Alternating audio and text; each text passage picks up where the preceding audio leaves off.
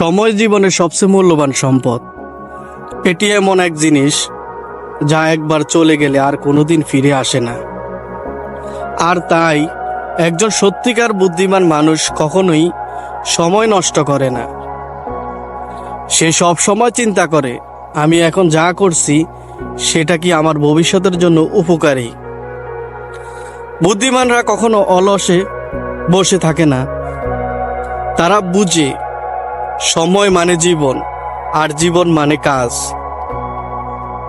তারা কোনোটিকে ভাগ করে নেন, কোনটা জরুরি কোনটা জরুরি না। সময় নষ্ট করে গল্প করা, ঘন্টার পর ঘন্টা ফোনে কথা বলা কিংবা সোশ্যাল মিডিয়ার অকারণে স্ক্রল করা, এসব থেকে তারা দূরে থাকেন।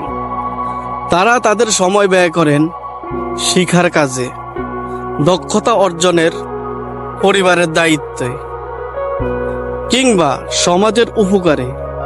কারণ তারা জানেন জীবনে সফল হতে হলে শুধু স্বপ্ন দেখলেই হবে না,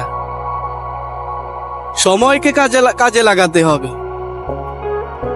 অন্যদিকে যারা সময়ের মূল্য বোঝে না, তারা পিছিয়ে পড়ে। যখন একজন বুদ্ধিমান মানুষ বই পড়ে, শেখে বা অভিজ্ঞদের সঙ্গে আলোচনা করে সময় কাটায়, তখন অলসরা ঘুমিয়ে বা মজা করে সময় পার করে। আর ঠিক এখানেই গড়ে ওঠে ভবিষ্যতের পার্থক্য। একজন হয় সফল, আরেকজন হয় আফসোসের ফোড়া। সময় কারোর জন্য অপেক্ষা করে না। আজ যদি কেউ সময়কে কাজে লাগায়, আগামীকাল সময় তাকে পুরস্কার দেয়। আর যারা সময় নষ্ট করে, তারা শুধু পিছিয়ে পড়ে না, জীবন থেকে অনেক দূরে সরে যায়।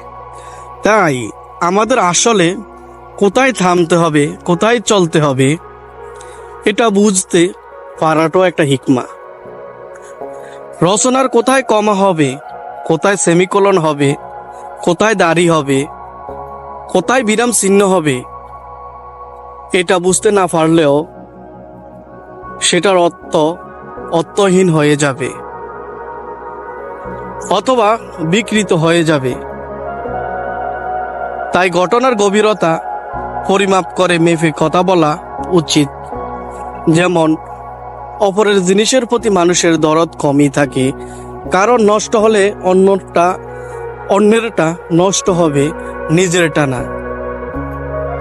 আবার অন্যের জিনিস থেকে সহজে বিবেকহীন লাভ করা যায় যদি সেই জিনিসের মালিক কাছে না থাকে, বা সেই জিনিসের হিসাব মালিক যদি ঠিকমতো না নেয়। আবার জিনিসের মালিককে সহজে উল্টাপাল্টা হিসাব দিয়ে জোর খাটানো যায়।